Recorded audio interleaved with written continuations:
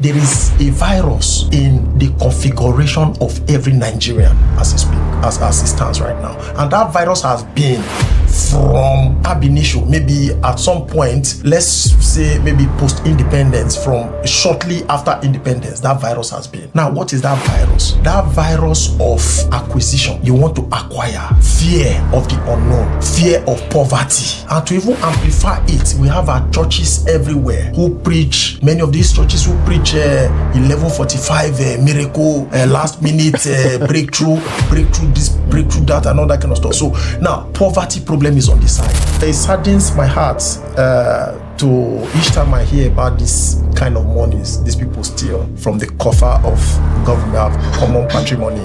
And it brings to my mind the wickedness of humanity to humanity. What would one person be doing with 212 billion naira? Do you know what is 212 billion naira? If you decide to be spending even 5 million every day for the rest of your life, you cannot exhaust the money. What would one man be doing with that kind of money? Look at Allison. It has got to a point that they cannot even measure the loot anymore. But you see, what it also surprises me is the fact that with all this loot they keep taking from the coffer of Nigeria, Nigeria is still living, still surviving. So as it stands right now, I was listening to somebody, a public speaker, a few days ago, who says that he said 95% of the monies wealthy people you see in Nigeria today, he said they don't have clean money. And when you say clean money, meaning there must be some connection to government fund, by some ways, or maybe some kind of dirty affiliations and all that kind of stuff. And that's the truth. If you ask me to summarize, I'll tell you Nigeria is just, a private company in the hands of just a family. It's a family business. Nigeria is a family business. And that's why these things are happening and nobody is able to stop it. Nobody is able to tackle the issue. Colonialism has its disadvantages, we know, but it also has its gain. Now look at some countries like South Africa that you see today, that their colonialism lasted longer. The level of development is you cannot match it with Nigeria. You have the black man is always thinking of what somebody is stealing from him. He is not thinking of what he is gaining, possibly gaining from the person. That is our configuration.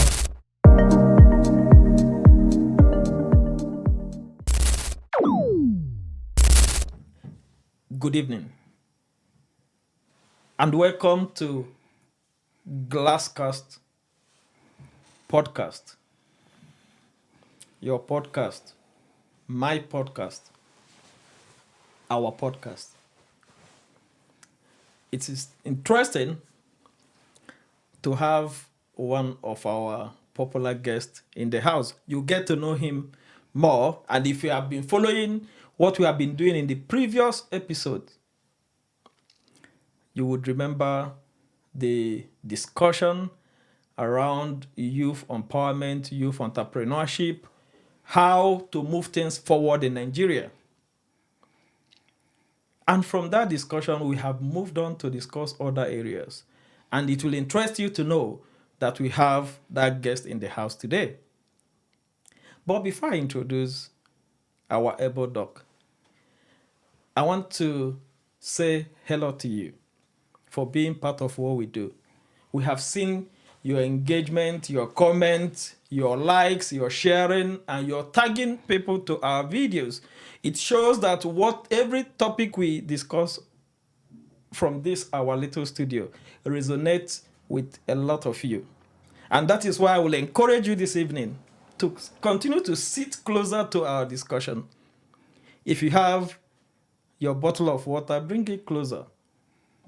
If you are in the cold region where the temperature is not that warm, get your cup of tea or cup of coffee and bring it closer. Well, if you are the type that likes to watch Netflix, take this as your Netflix this evening and bring your bucket of popcorn, because we are going to discuss a very interesting topic this evening. And on this note, from all of us, and especially my team here, I want to start with the doc, the elder of Glasscast, the son of Glasscast, who would always give you constructive, value-based, evidence-informed analysis, no matter the direction of the topic. Dr. Liam, you're welcome again.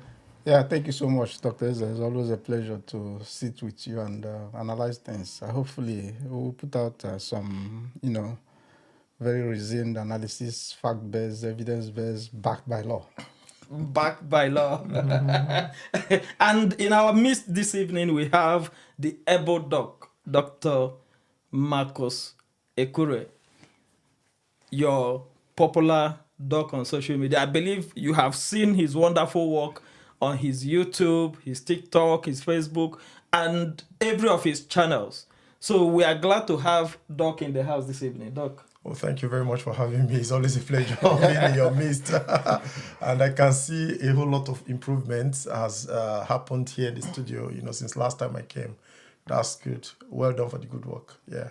Well done for the good work. Yeah. And they said the reward for good work is more work. More work, exactly. So we'll continue to improve. Yeah, sure. And our improvement is based on popular demand from our subscribers, from our followers, because we are podcasts that listen. We listen to the people that engage with us, and we take every of your views and perspectives into account of what we do.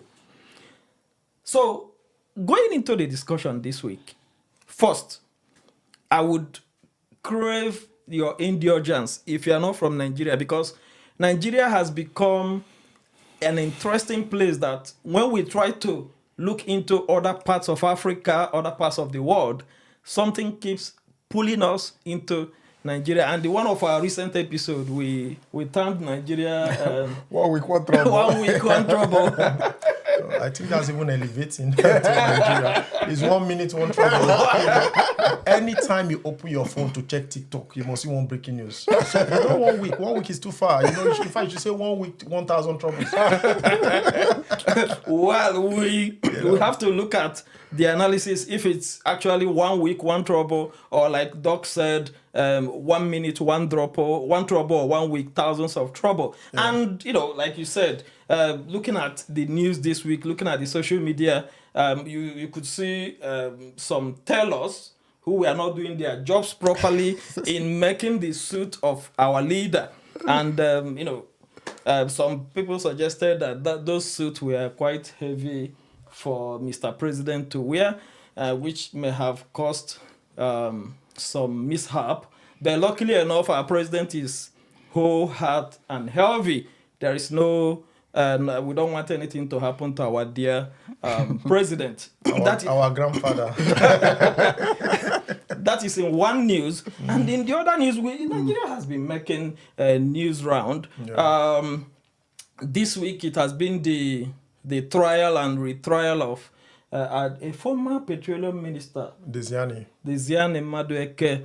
And, it's been, when you hear about the amount of money that is being mentioned, it's like the Ziani's money doesn't finish.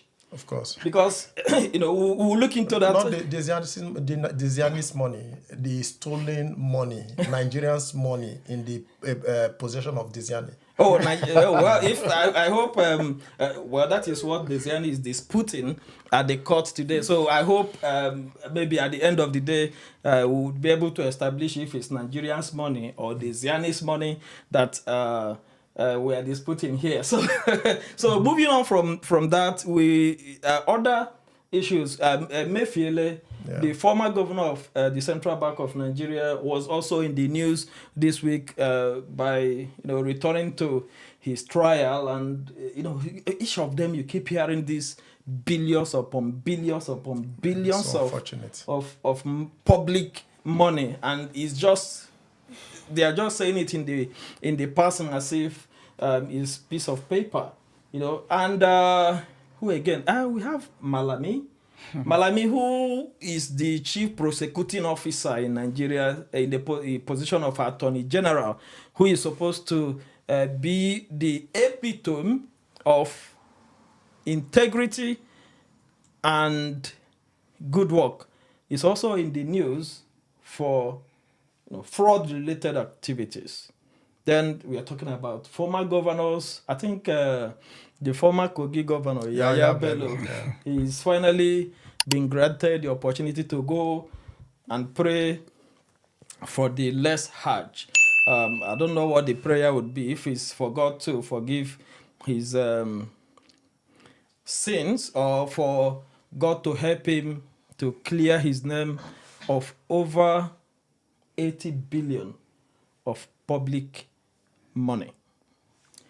On this note, I want to welcome you to this important evening, because we are going to dissect the root cause of these corrupt practices in the Nigerian public sector. So, without wasting much time, I want to ask Doc, how do you see, the corruption in the Nigerian public system, especially relating to public office holders and this level of corruption that we are talking about? It's a very sad narrative, in all fairness and sincerity. Unfortunately, when you mentioned a few names just now, talking about those who are trending at the moment, what kept coming to my mind is the fact that there are billions of thieves out there, who are enjoying their loot peacefully, that are not in the red eye as it stands right now. And the unfortunate part of it is that the citizenry, are just applauding them every day, cheering them up and celebrating them everywhere as heroes and demigods. Is such an unfortunate narrative. Yes, they are all thieves, but right now these are the ones in the front burner right now.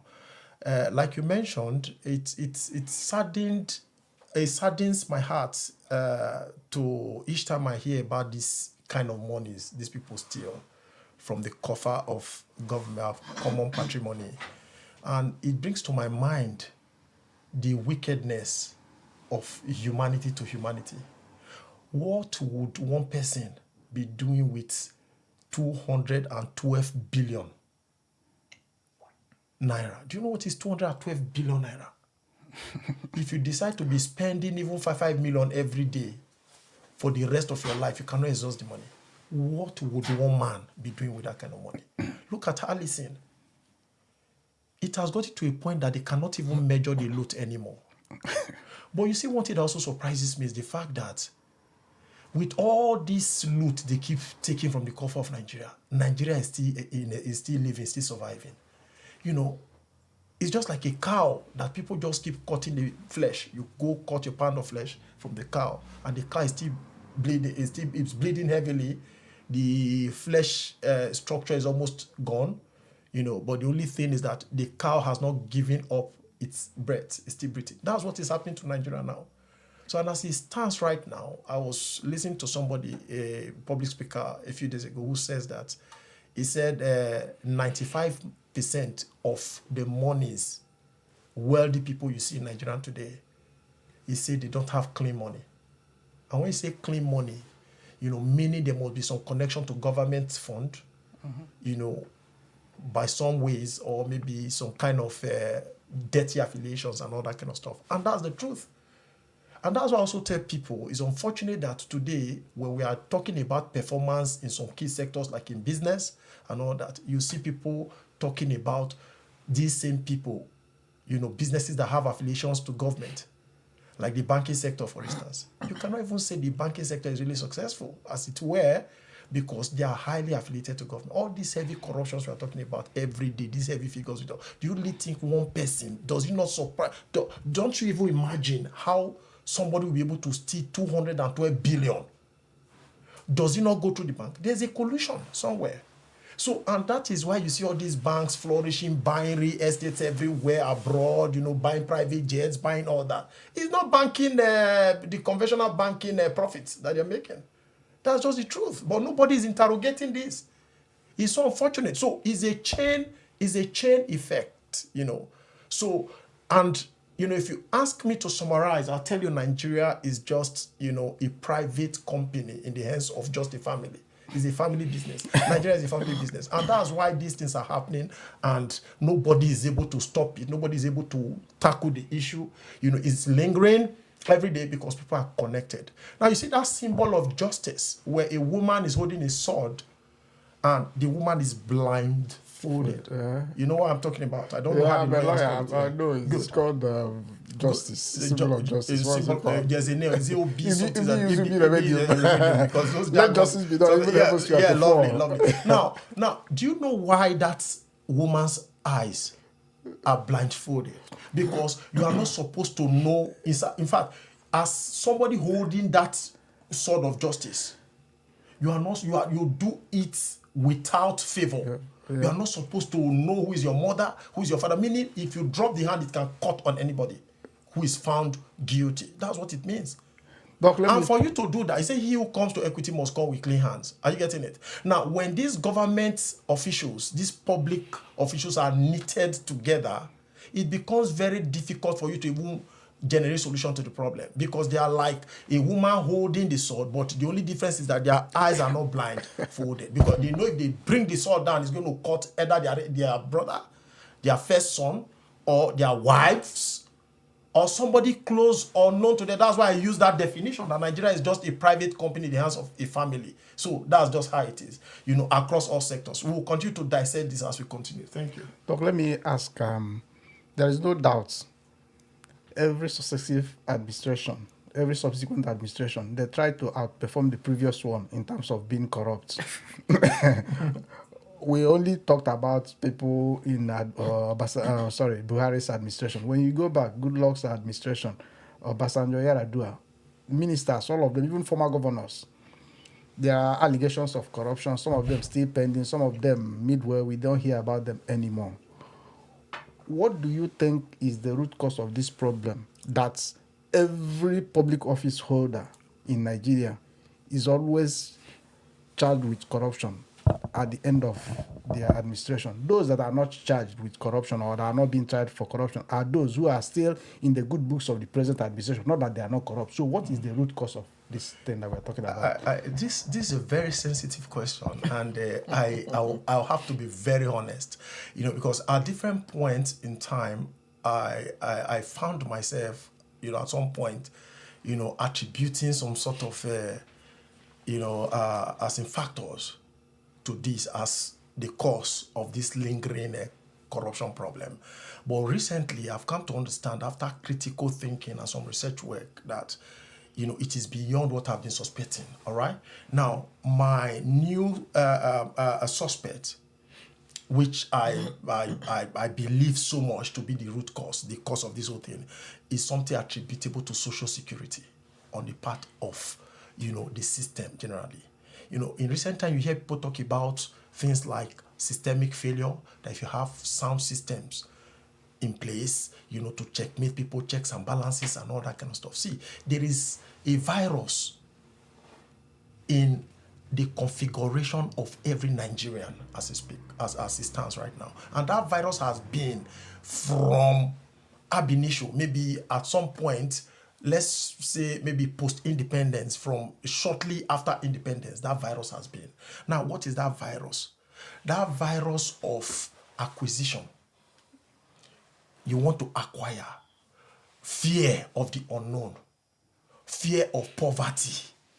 And to even amplify it, we have our churches everywhere who preach, many of these churches who preach 11:45 miracle, last minute breakthrough this, breakthrough that, and all that kind of stuff. So now, poverty problem is on the side. I did research recently, speaking to about 50 people. I did a survey. I was trying to find out what is their challenges, their problems.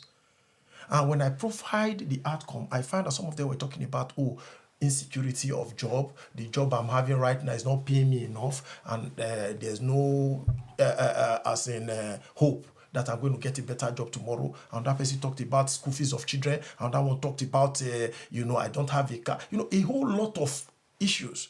But to sum it up, it boils down to this fear of the unknown, uncertainty in the future. You don't know what tomorrow holds for you. How can I survive tomorrow? My children, children. So there has been that fear in the minds of a lot of people, which has bettered this desire for acquisition unending acquisition of wealth that is now pushing everybody and making everybody become corporate. Because it stands right now, everybody for Nigeria are thief. I'm not a thief. No, I'm telling you, no, you don't know. Now the question is this. Now, unfortunately, it's easy for someone to say, I'm not a thief. Yeah. But you not know until you have the opportunity. Are you getting it? Now, what do I mean opportunity? You have the opportunity of being sworn into public office with good intentions. You don't want to steal. But the people you are even going there to represent, they'll start pushing you. And before you know, you become a culprit. Somebody wanted to contest for senatorial seats the other time, one of my mentors and a friend, and he invited me, said, what do you think? As I said, please don't contest.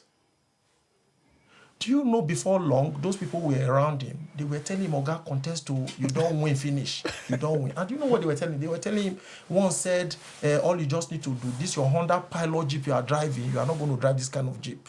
Say you have to buy like 20 Prado Jeep.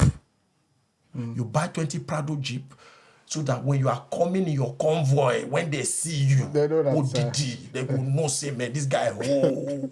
So people are not talking about ideas. They are not talking about transformation. They are not talking about impact. They are not concerned about all that. All right? Now, the question is, you push this man to buy 20 Prado Jeep at the point of contesting election. The man goes to take loan because he now believes that, yes, that is part of what he needs to win election. And the man buys this Jeep. At the end of the day, the man is taking record of all the money he has spent because he has to pay back the loan. Then when he wins election, he comes in there. The man never had the intention of stealing money. He becomes a thief before you know it. And the guy said, no, he's not going to buy Prado Jeep. That Honda Pilot abuse is still what I'm going to use. Do you know the guy lost? In fact, he didn't even get votes because they kept seeing him as a stingy man here and there and all that kind of stuff. So many of these good guys you see who come into public office, many of them come with clean mind. They come with the minds of not really, I want to steal money and all that kind of stuff. But there were people, stories of people who left government positions, prominent positions, because they didn't steal, or maybe they stole little, not so much, to build mansions and all that kind of stuff. Today, some of them are walking on barefoot. And the same people who they served are the ones that will say, see that idiot. He was once a local government chairman. Well, he's the one working. He did not actually an idiot. Look at his mate and all that. So they've attached materialism as a major, criterion. Are you getting it? For judging and assessing people on the basis of performance and all that kind of stuff. And that is part of what is putting us here. And that's why I use the word that there's this configuration is because of the fear of the unknown on the part of an average Nigerian. When they have opportunity to serve, what occupies their mind is how to steal, to satisfy that fear at the back of their mind. And there's never an end to trying to fulfill that desire. They want to steal for their children, their children. Some of them quote Bible. The Bible says a good man leaveth inheritance for children. And that's what everybody is using, as a backup. With the public money. Yeah. So for me, that is the root cause. That quest for social security at the back of the minds of every Nigerian. You see a little boy today just growing up. The mother is telling him, Junior, please, when you go, the junior will tell the mom, I will buy you Lamborghini when I make money. I'll buy you private jet. So it grows in their mindset, their consciousness. So the boy at that age is already, that's why a lot of these parents are pushing their children to Yahoo. Everywhere you see HKs are growing every day so rapidly. Apprenticeship in fraud. It's taking everywhere. Why? Because of the quest to satisfy that social hunger, that hunger for fulfillment of, and all that kind of stuff. Then you talk of bad examples, wrong mentorship. A lot of people in society today, including our leaders, when they buy a brand new car, they showcase it on social media. When they buy a brand new shoe, they showcase it. Givenchy, 2.5 million, and all that kind of stuff. And you see the average young people today. Some of them even go to hire the car. Of course. So politics has become showmanship. Life generally has become a showmanship. So this is just the beginning. The future, I won't want to use some negative kind of words, but is becoming so.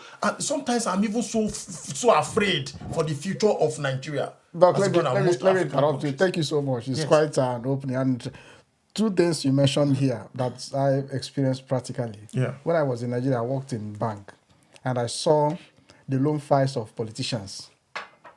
taking money for campaign. Some of them lost, some of them won. Okay. So you are right on point in terms of the amount of money they pump into campaigning and politics. Why would a politician take a loan to Because it's contest a business, election? like Doc said, it's a business. They are investing. And for every investment, you expect a return.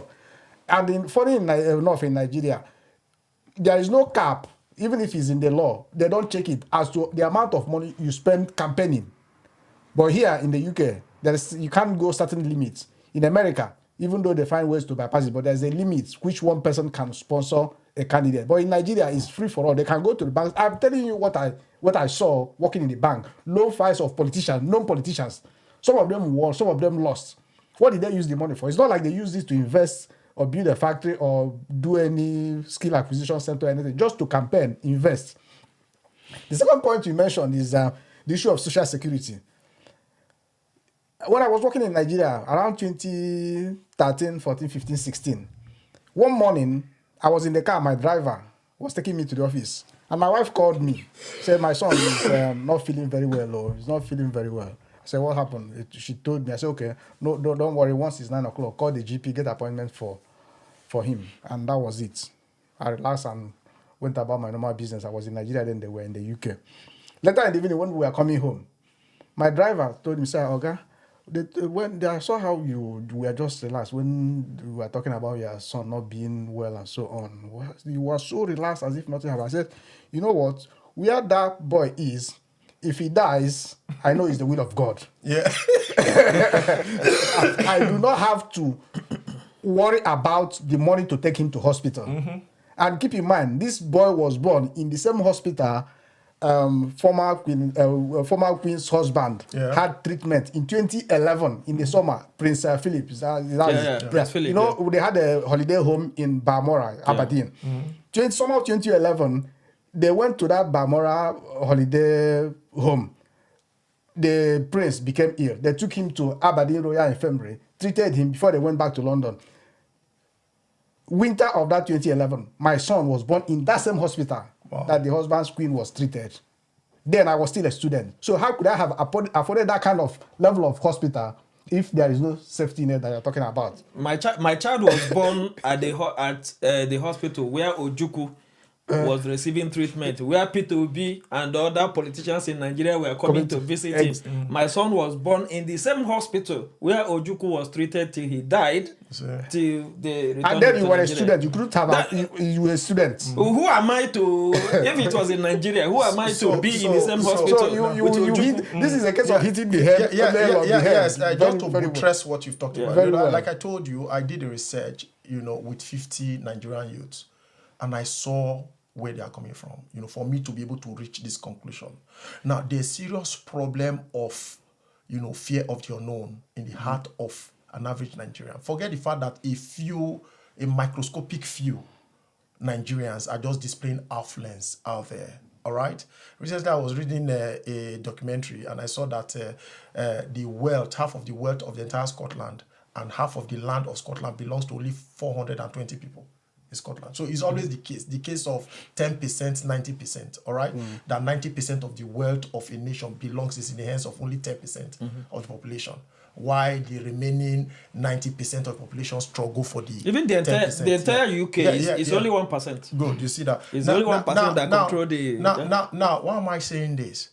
Now, here in the UK, before when I was in Nigeria, because I was in their shoes before, when I was in Nigeria, the things, if you dissect my heart, the kind of things you see there is school fees money for children.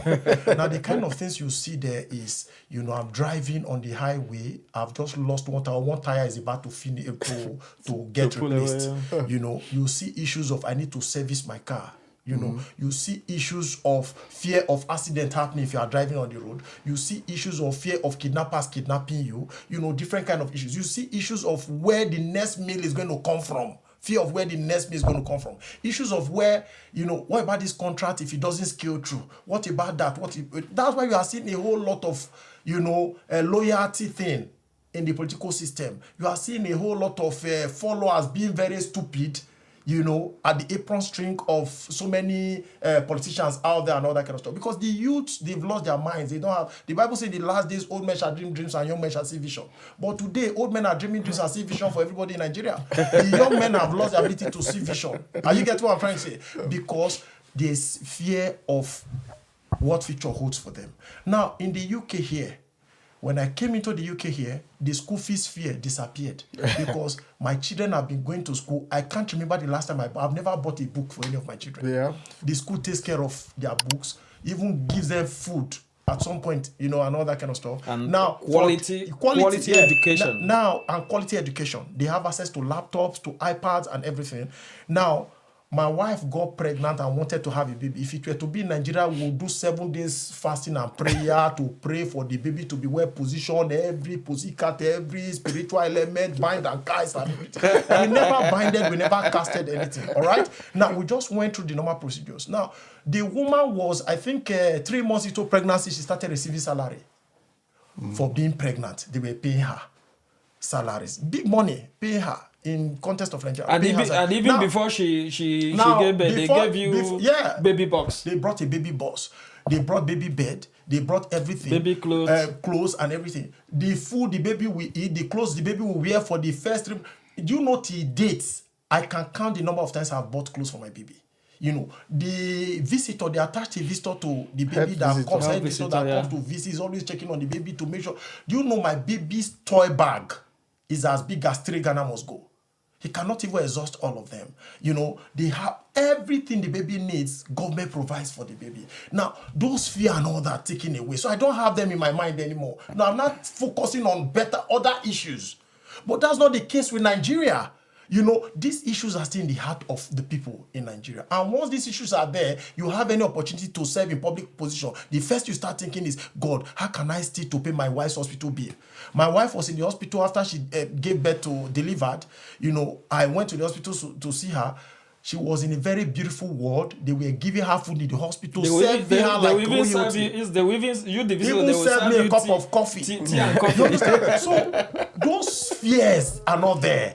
If you lose one job today, you get another one tomorrow. So there's no fear of unemployment. All these things taken away. So why should you think that in that case you talk of strong institutional framework? That is where institutional framework works. No. Because a hungry man is an angry lion. Yeah. A heart that is having all those kind of problems inside of it is very difficult for that kind of heart to be law-abiding. That's when you talk of terrorism in Nigeria. You talk of kidnapping. They don't care what's going to happen to them. Because a hungry man is an angry lion. But when government plays its own role that it's supposed to play, and government puts rules and regulations, people will obey such rules. Now they are talking about tax. People taking tax and and I'm laughing at all of them in Nigeria. You can't give what you don't have. There are certain obligations government is supposed to have performed. Until government performs all those, they are not supposed to even be talking about tax. Because the tax is for the poor too. They are not going to pay the tax. It's going to be for the poor, people. So that social security syndrome is, for me, one of the major causes of corruption. Look at many of all these politicians who are stealing money. These names you are mentioning. Profile all these Ekure, profile Yaya Bello, profile them to their very origin. You'll find out that so many of them were very poor people at some point. Are you getting it? Before they came into politics. But because of that desire to steal, to amass, because of fear of social security, they know they're going to leave office someday. If I leave office, what will I eat for the rest of my life? All these convoys follow me. If I leave office, will I still be able to maintain security architecture? Will I still be able to that? What will my children? Oh, Bible has Bible has informed or makes it clear. Bible makes it clear to us that we should fight and get something for our children and unborn children and all that kind of stuff. So those ghosts, shadows keep haunting these people. And that's why they want to keep stealing. And you ask yourself, does it make sense? Look at the loot of Abasha, for instance. Till tomorrow, the loot, they are still scattered all over the world. And that is how the Zionist loot will be. Look at the Zionist loot. But the most important question we should be asking is, for every loot you see, you only see one face. But the millions of faces behind those loots, most times we don't see. The Zionist loot has a lot of culprits. Because every loot goes with collusion. The banking sector is involved, like I said. They are always involved in this. The money mills, they are involved. CBN is involved. there's a chain reaction. And these whole people you are seeing is just a family. You know, and that's why it's very surprising that a woman has been in the prison and she's living lavishly. Living lavishly. Yeah. And that they are even still settling her, giving her money from NNPC. Yeah, Doc, because you mentioned the Ziani, and because you mentioned that the Ziani's corruption case have many faces, it brings to light one of the arguments of the Ziani's lawyer in London. The lawyer said that for every corrupt practices that the Ziani is being charged for, that the Ziani is just a rubber stamp. That whatever the Ziani is stamping is what is given to her from the civil servants, from the directors, from the secretaries, from those ministries. That those money that they are mentioning is those individuals within those offices that operate these things, and they give it to the Ziani. The Ziani is just, according to the word of the lawyer, is a rubber stamp who stamp on what the civil servants produce. So when you are talking about the many faces of corruption, we've made mention of the banking and this thing. Then usually we see the ministers, we see the governors, but we forget that the ministers are only political appointees who are just in a ministry. They could be there for 1 year, they could be there for 2 years, and this. But there are permanent secretaries, there are directors. In fact, I have also done research that showed that the directors and permanent secretaries in the ministries, in the government ministries, are the main architect of the virus that you are mentioning. I give you an instance, a practical instance. Now, I got a job to do some contracts. That should be sometime early last year, from one ministry in Nigeria. So they wanted me to do entrepreneurship capacity building for youth across some states. And somebody won the contract, not me. The person who won the contract does not have the architecture, the resources, the company to facilitate the contract. So somebody told the person about me, and the person invited me. And you know what happened? The person told me that, have you done a contract with these people before? I said, no. He said, okay, look at, during the meeting, he said, this is how it is done. That the directors, they take 90% of the money. Okay. Then the remaining 10%, himself that got the job, will take 4%. Then me, who is going to execute the job, will take 6%. Do you know, instantly, I began to understand that Tinubu, who is the president of the country, is not the problem of Nigeria. Immediately, I began to understand that Tinubu is not the problem. I remember when I was consulting for a politician in my state, one politician in my state, there was something he told me in confidence, that one chief just left his house now. He came to sign an agreement with him. Now, this guy was contested to become a governor. The chief came and said, you see, in this state, that every month, the government settles me with 2 billion naira monthly. That, I came to meet you, I like you, you are the best candidate for this job. But I need you to give me a promissory note that you are going to continue paying this 2 billion. Once that is done, then I'll pull on my architecture, my talks and everything. We'll try and wait behind you, and you are the next governor. And trust me, this guy just told him off. He said, if that's what it will take me to be the governor, and the agreements, I'll need to sign to say, then to hell with you. And that agreement told him off. And what happened? The next thing, this guy who has been supporting the guy just made the U-turn. He started supporting this. And my candidate didn't win the election. So there are a lot of agreements and, shady deals that take place behind the doors. But the unfortunate thing is that the youth and the citizenry celebrate all these things. Look at what is happening in Rivers State between Nyesom Wike and Fubara. And does it not surprise you that if you enter into the social media page, you'll find out that the young people, the electorate, they are the ones clapping. Oh, Wike, my guy! Wike, my man! And their future have been stolen. And the same Wike is bringing his son to contest, a young boy we never even see stress for in life. He won't go contest for House of Rep. Now, what they are trying to do, they are stealing the money to empower the future of their children. These same children will come back to lord themselves over you. You serve papa, you go serve mama. You know, they tire you. So it's crazy. And that's why at some point, I just concluded that the biggest problem of Nigeria is problem of followership, not even leadership. Because if we have same followership, leadership will sit up. Look at here in the UK.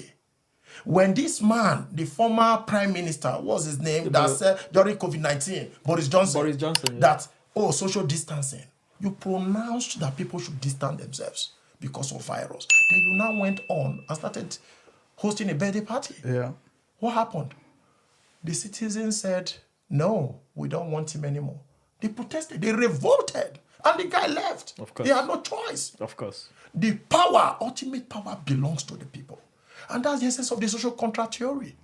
By John Locke, Thomas Hobbes, and all these people. It's very clear. They give you the contracts in trust. And the idea thing is public office holders should be, because if you go back to the social theory contract, you find out that. Now, the original template is that you should be reporting back to the people regularly. But that place of accountability has been sacrificed. Nobody talks about it anymore. Today, a politician will just buy a car for a young person, then that becomes the scorecard for his re-election. The same car that I had an accident just on the 1st of this month, and the car was written beyond repair. Now, what happened? If it were to be in Nigeria, that's enough. There are certain accidents that happen and lives will be spared, car will go beyond repair. You see some people from in their heart to be saying, God, at least somebody for just died, made the car not square now. You understand what I'm trying to say? That explains this social problem, this social insecurity thing I'm telling you.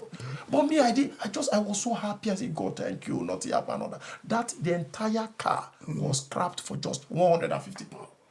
Now, but I needed another car. What did I do? I just went to finance and got a brand new tear rubber car. A brand new tear rubber car from the finance. That they are producing in my name, which will be delivered in 2 months' time. 2026.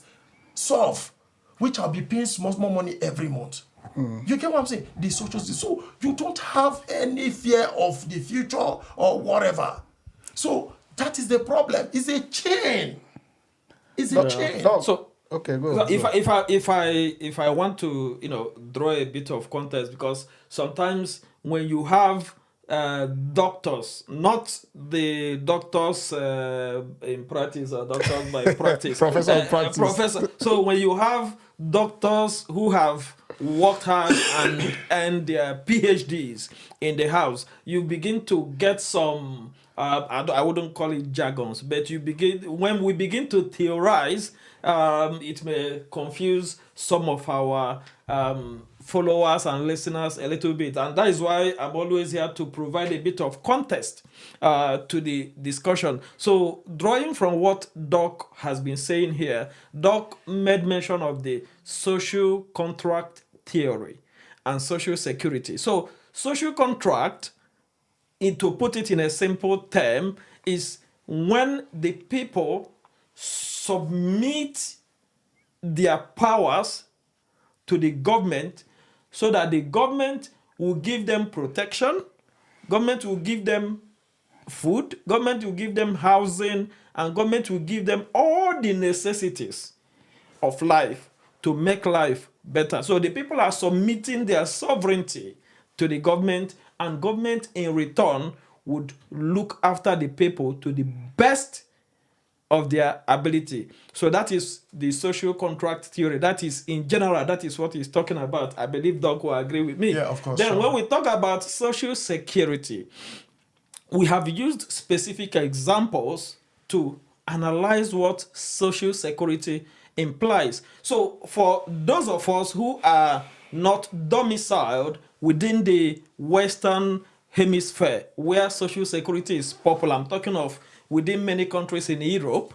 and in the United States of America, Canada, Australia, New Zealand, and other places, even in China, where Social security is very popular. So social security is a contract that government has with the people that, you see, no matter the circumstances, there is the limitation to where life will take you.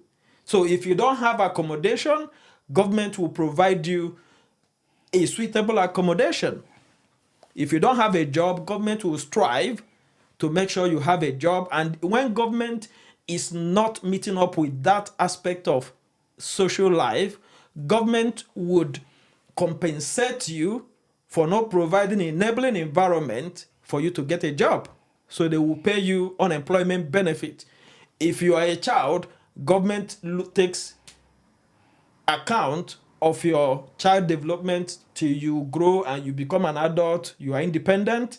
If you are, so everything, government guarantees security. So you have security. You are not going home thinking, oh, who is coming to break through my house today to take whatever I have.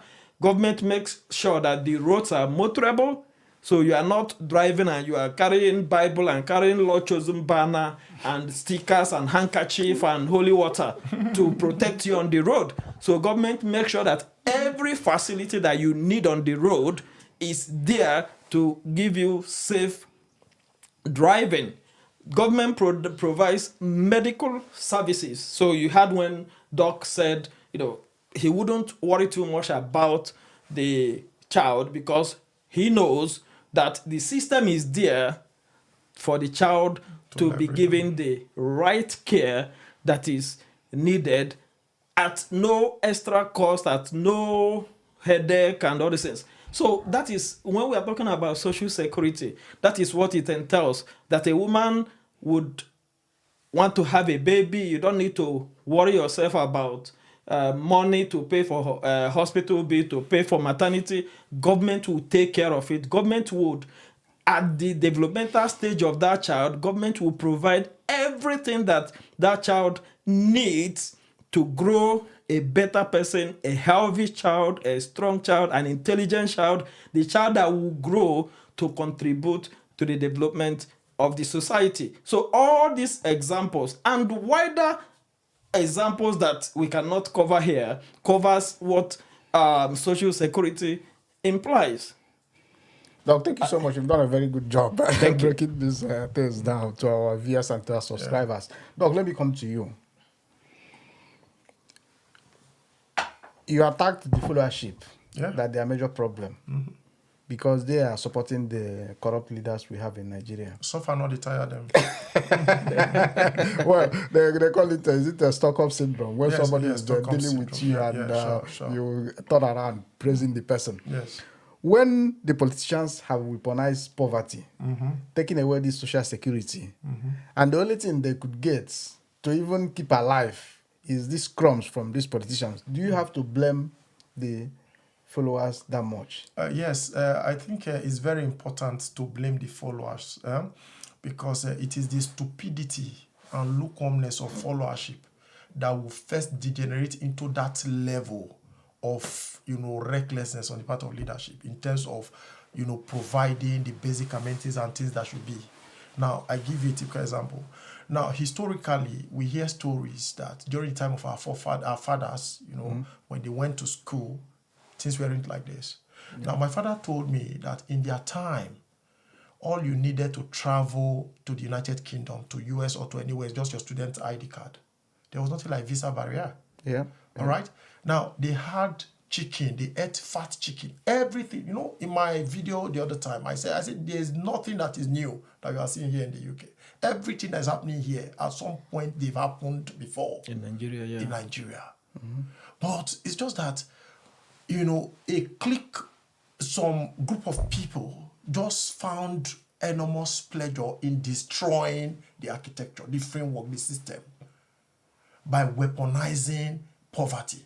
Why? To their own advantages. They feel that it's only when the people are poor that they will get their true loyalty from the people. And that's why the poverty in Nigeria and Africa today is weaponized. And that's why the solution it's very difficult for the solution to be recorded, to come. If not the solution, we have the best of brains in Africa, in Nigeria, who can tackle it. We have professors and all that kind of stuff. Now, many of these government officials, you have professors as their aides and all that, who professor of economics, very sound minds, brains and all. Have you not sat down to think, why is it that they are not prophesying?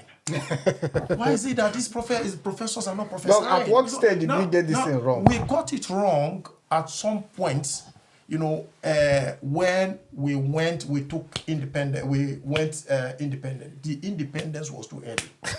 We are not matured for the independence. Now, we would have allowed the development to linger to a point. We had the water board system, mind you, at some point in Nigeria, where you don't need to have a borehole, just like it is done in the UK today. Water flows into your house. What happened to that system? They destroyed it.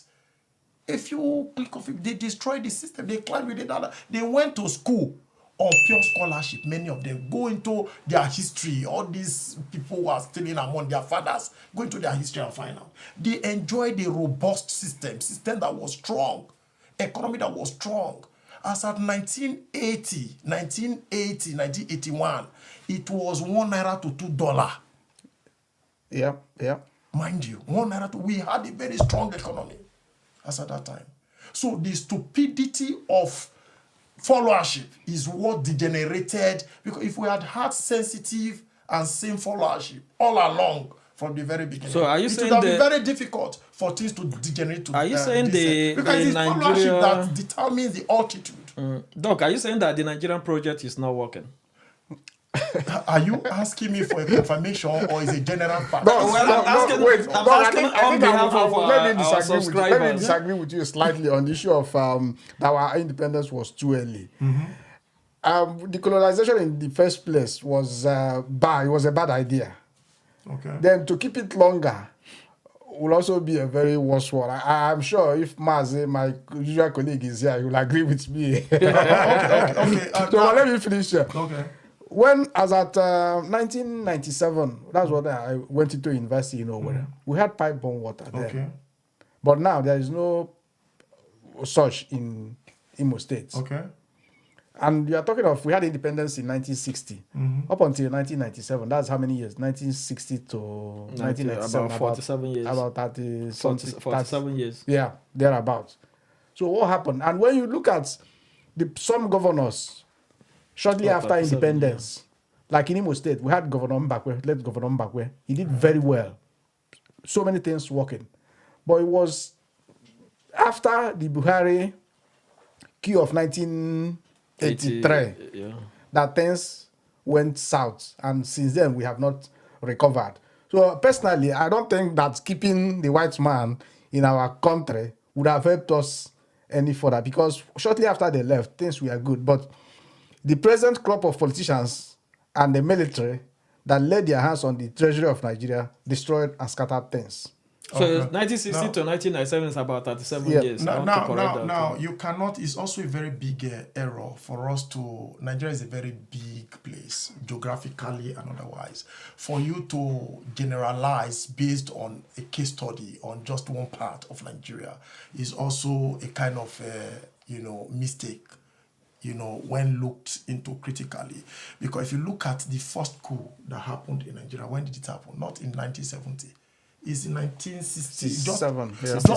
66. Yeah. Just how many years after independence? Yeah. Just about barely 3-4 years after independence that it happened. Now, the truth about it is that the average Nigerian, we've not had the level of, character composition.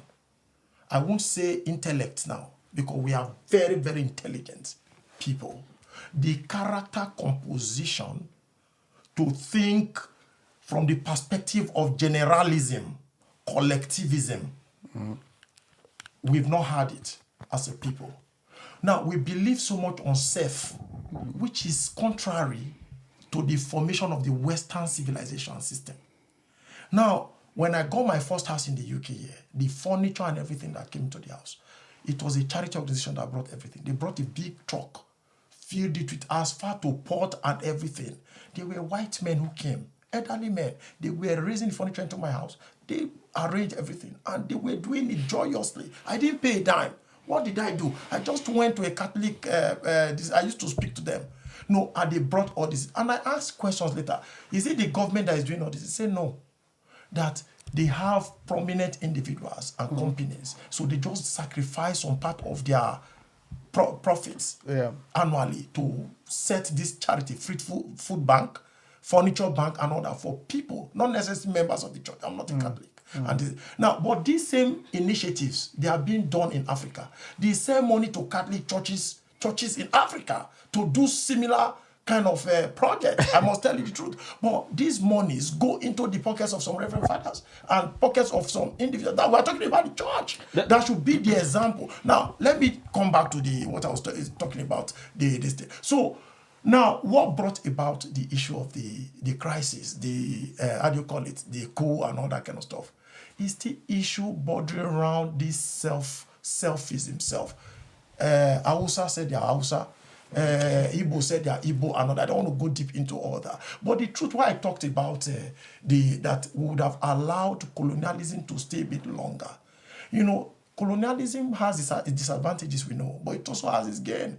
Now look at some countries like South Africa that you see today, that their colonialism lasted longer. The level of development in South Africa, you cannot match it with Nigeria. You know, the black man is always thinking of what somebody is stealing from him.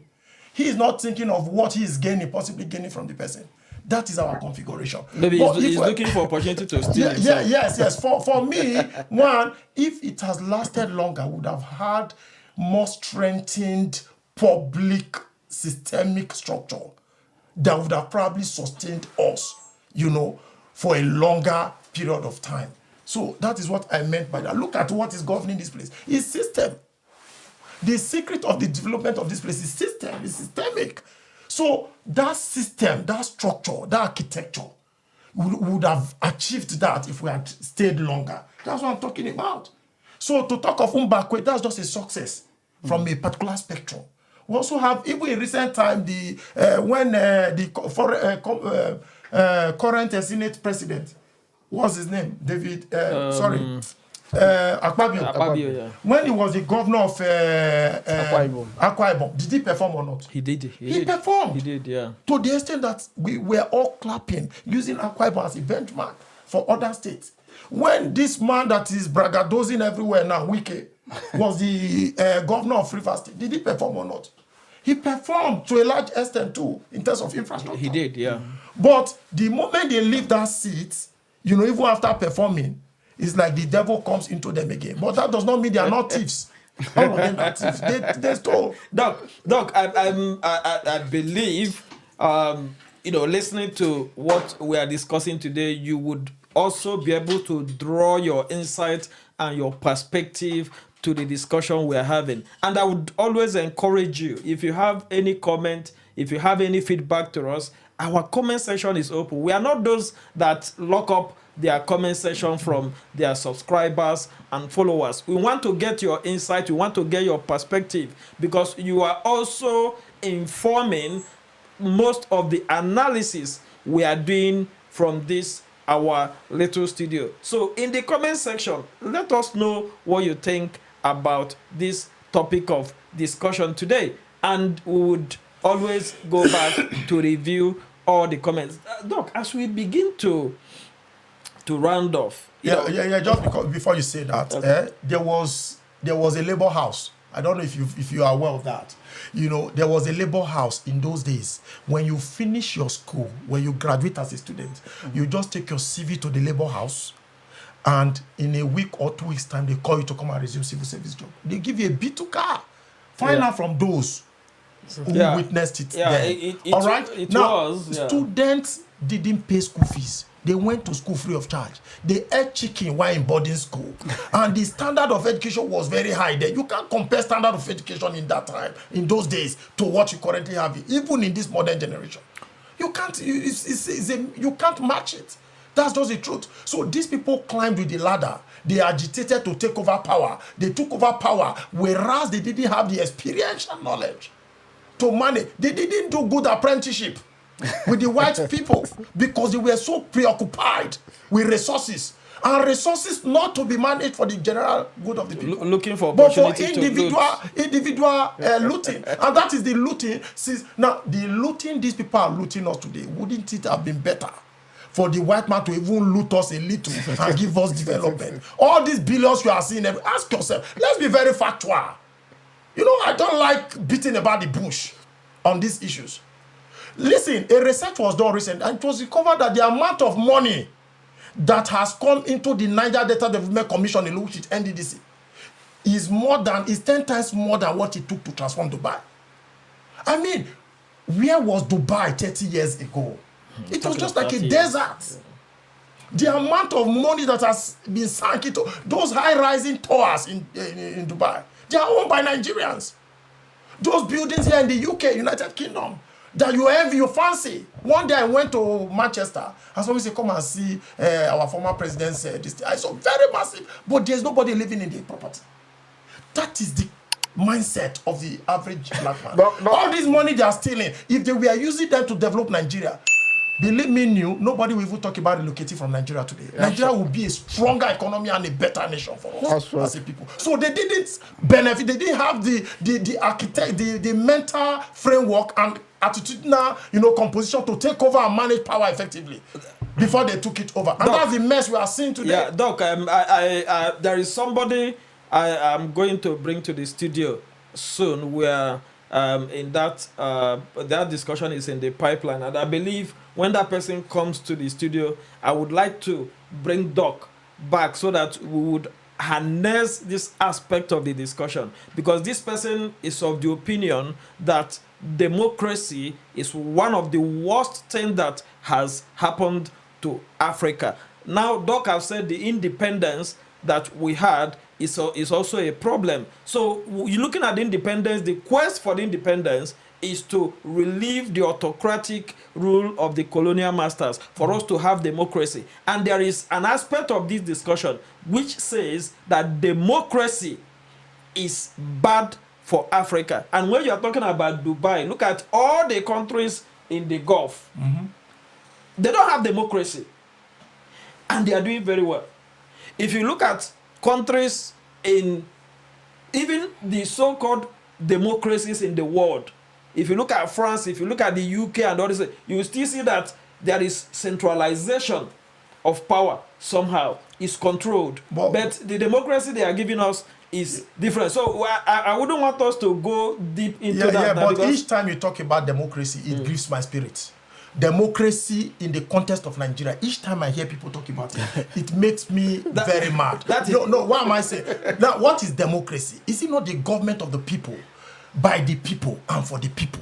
Now, let's analyze. Is there anything about the people in Nigerian system? Don't analyze it. So we have never practiced democracy in Nigeria. So it's only on paper. Yeah. It's not real. We will come to this topic. So that is it. We will come to this topic because we are building up to that. So I'm just giving us like a prelude to that discussion. As we begin to round off, let's look at the solutions. We have like 3 minutes to look at, what is the way forward? How do we manage the case of a Nigerian minister whose salary for the tenure of her entire ministerial position, I'm talking of the person of Desiane Madueke, if you look at all the salaries and all the extra codes that are attached to that office, Desiane, there is no how Desiane could earn 100 million naira within 5 years in that position if everything is done within its legality, because their salary at the end of every month is around 13 to 15 million with all the extra codes that is attached to them. But Desiane at Harrods alone is alleged to have spent 4 billion naira. 4 billion naira. I will have to say it again. Doing shopping. It's not used to buy property. It's not used to buy a company, but to do common shopping at a supermarket. If you don't know Harrods, Harrods is in the center of London. You can put on your Google and check that high street store called Harrods, and that is where it is alleged that a former Nigerian minister who is undergoing trial spent 4 billion to do shopping. So now, looking at all this, we are talking of Desiane. We heard of what Yaya Bello paid in advance For school fees. for his children. You are talking of what the NMPC director paid in advance to a Swiss school for upfront for school fees. And these people, their salaries in a year does not even represent 0.00001% of what they are spending. And you begin to wonder, does Nigerians know all these facts? And let's tidy up this discussion by looking at what is the solution. Solution, like I said earlier, there are a lot of knitting up, networking going on in government. When Tinubu won his election, President Tinubu, the first 5 persons he paid homage to were top banking gurus in banking sector. Which is just, sometimes we don't follow trend. The first 5 persons, the guy went to pay private visits of appreciation to were these banking moguls. The warlords in telecom, warlords in oil and gas, were the people he visited. These were obviously the funders, those who funded this election. We saw how he gave billions to delegates. You saw the battle how it happened. So you think Tinubu will spend all those billions to delegates and all that, and you expect those monies not to be recouped? Never. It's a business for these guys. What all is the right? solution? And that is why, we're talking about the solution. And that is why we are having policy problem in the country. Policy is not changing. Policy is not being effective, despite the intellectual contribution of our professors and all that kind of stuff. Why? Because these people are needed. When you bring a policy in banking sector, for instance, this policy of deducting money from people's accounts, do you know that's one of the biggest crimes you can think about in civilized countries? Now you need to see how they deduct money from account in Nigeria. Every month they take money from your account. Unknowingly to you, they talk about maintenance.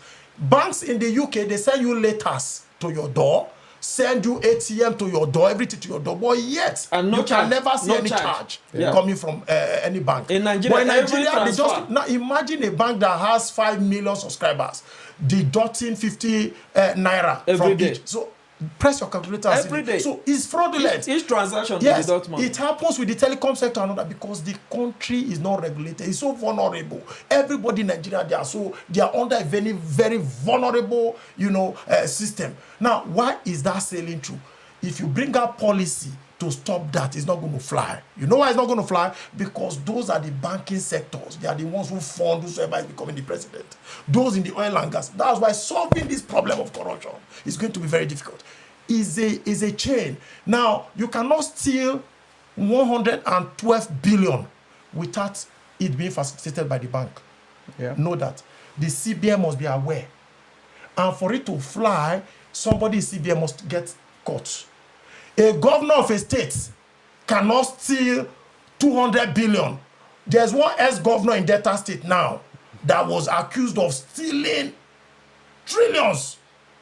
As I speak to you right now, the guy has been reappointed because he was given a condition that he should decamp to APC. Then his sins will be forgiven. The guy is now in APC, enjoying his loot. One of his daughters has one of the biggest estates in Abuja. As we speak. People are not interrogating all these things. The citizenry. What is wrong with the mindset of the people? Mindset. People have always talking about solution now. People have always believed that the solution to corruption is going to be a top-bottom approach. But in my own view, I'm saying no. It's going to be a bottom-top solution approach. And now, by bottom-top, meaning the citizenry, the electorates, must come to a point where they will tell themselves, enough is enough. It's just like there's a parable by my people, I'm an Urobo, that meaning hunger, not they beat you to the extent you go cut up your tongue. You hear them? Are you getting it? And in my whole life, I have never seen any human being that died and they named it that it was hunger that killed him. I've never seen it in my life anywhere. So it must come to a point. The story of the Bible, I forgot that portion of the Bible where the leper said, if we stay here, we will die. If we go, we will die. So let us just go and die. And they went and they never died. If you look at the history of countries that have achieved Renaissance historically, there were countries that the citizens got to a point that they said, let us go and die. At that point, they never died and sanity came. Look at what's going on in Iran today. It's being driven by the citizens.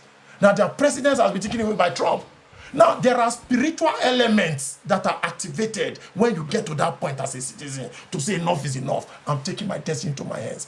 We must get to a point where we reject that politician's offer. That politician that pays you 50,000 naira every month, and because of that, he feels your life is in his palm. We must get to that point where we have to say no to them. I have never eaten money. I've been an activist for a very long time. There's no politician that will say, oh, Marcus has eaten my money. But today, you talk of brand new car. There was a time one of my guys told me, oh, Marcus, have you ever driven a brand new car in your life before? Life is a process. I told him, I said, no, I've never driven a brand new car. I was using under end of discussion as at that time. And he was driving Prado Jeep, government car. Today, I have access to drive a brand new 0 mileage SUV. It's all about time. Plan yourself, believe in yourself, and trust God. Gradually, you go get to your destination. So the citizens will get to that point where they will say no to corruption. They'll say no, we demand accountability. Until we get to that point when the citizens begin to demand accountability, their solution will never come to the country. That's why I'm saying it's going to be a bottom-top approach. Are you getting it? For us to solve this problem. And by the time the leadership see that, the youth that used to clap for us, see what they are now doing, the leaders. Showmanship, they turn politics into showmanship. You see your state government, they enter motor, somewhere they video them. They say and they open they wear shoes, they video, they send the picture, they watch comments. My leader, remember me, your paradise. Chai for my leader. You see a governor that is a thief, like this former governor that I just mentioned. I saw in news he was going somewhere, people were still hailing the thief who has the camp to protect his loot. They are hailing him. His destiny is in his bag. Their destinies are in his pocket.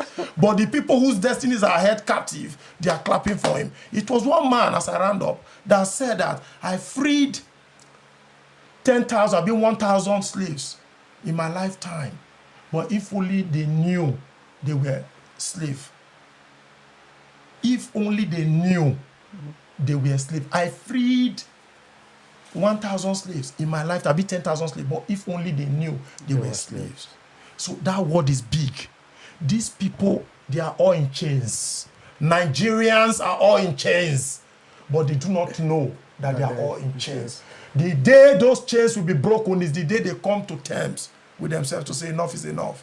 Hunger no go kill owner. Then they start saying no to all this rubbish, this politician. Then they will begin to be accountable. That is the day. The day they wake up, if now machete reach your hand, pick them. If now broom reach your hand, we're not great again like what is happening in Iran. Then you eventually see that we're not going to die. Doc, let me ask you a question. And I know we have run out of time. I need a yes or no. Okay. And whatever you answer. Sometimes it's difficult for you to get a yes or no. Yes, give us a yes or no. From a doctor. Give us yes or no. Then we'll bring you back for explanation. We'll make that promise to our viewers. Now, let me say this. Nigeria, you talked about Nigeria, the queue and how divided Nigeria is, the Igbos, the Hausas, and the Yorubas.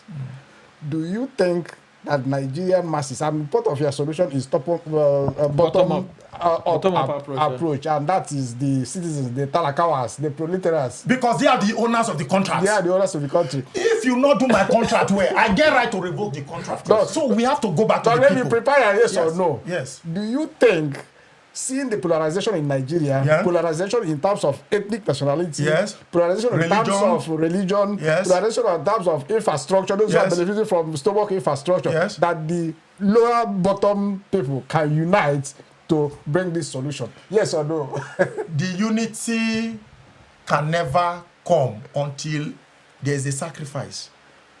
Do you want me to explain further or you want me to leave it? If you can do in 30 seconds, please. Yes. Okay. Now, the polarization, the division, the disunity, they are all funded. They are all what? Funded. There's somebody somewhere pouring grease and oil for the will to get, for there to continue, for these things to affect, for us to be divided. Our divisiveness and all that, they are all funded. Funded division. Are you get what I'm saying? So the only time that sacrifice I just mentioned now that will happen still boils down to that, you know, that is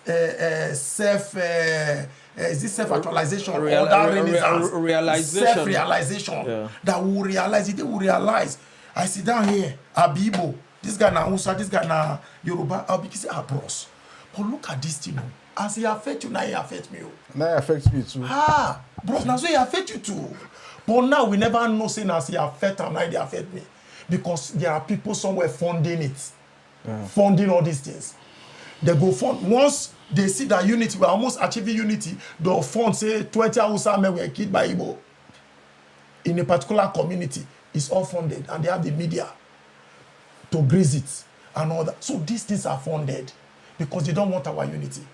It's just like the poverty in Nigeria today is funded because that's where they derive their joy from.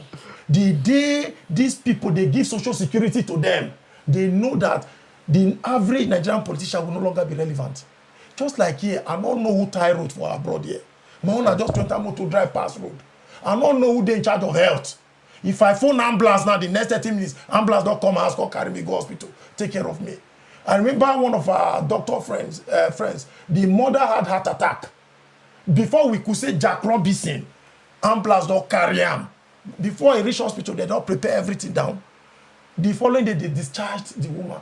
Now, here be the first person I come and go see somebody go, they say that they brag with stroke.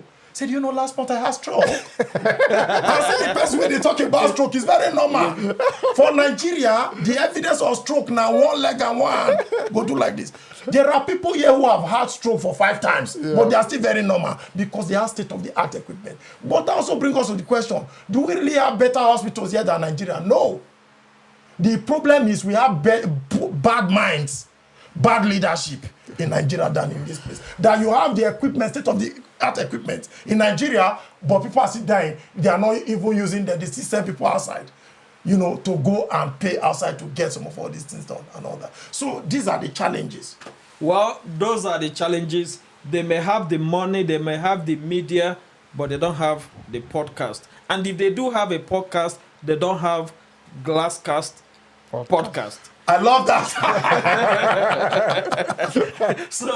So that is why we're here. We tell you the story the way it is, and we bring the facts in the analysis. We don't take side. We don't support anybody. We support the good cause, and we present to you the facts, and we leave you to decide where you fit into all this narrative. It's been a nice evening having you with us and having the able doc. If you have followed this, you will know that this discussion is just beginning, and it's good that we have you, Doc, this evening. And I believe all our subscribers and followers will be glad that we have you today. And I believe you would, when we call you again to come and elaborate on some of the points that you have raised, you would oblige us that opportunity to do so. I want to say a very big thank you to Dr. Marcus Ekure for being with us. Thank you very much. Via the comment section, that's where we're going to know those who are still yet captive. Doc, thank you so much. Thank you for coming around. The son of Glasscast, the elder himself, who has also put a lot of insight to this discussion today. I want to say a very big thank you to all of you and to the crew of Glasscast podcast. Most times you see only few of us here, but we have the main Glasscast podcast team just behind the camera doing the technical work and you know, making sure that everything comes out good. I want to say a very big thank you to all, and to you, who you are the reason we are here, and we would always be here because you are there. Thank you for having us, and we'll see you in the next episode. Have a good evening. Yeah. Thank you, Doc. Thank you, Doc. Well done.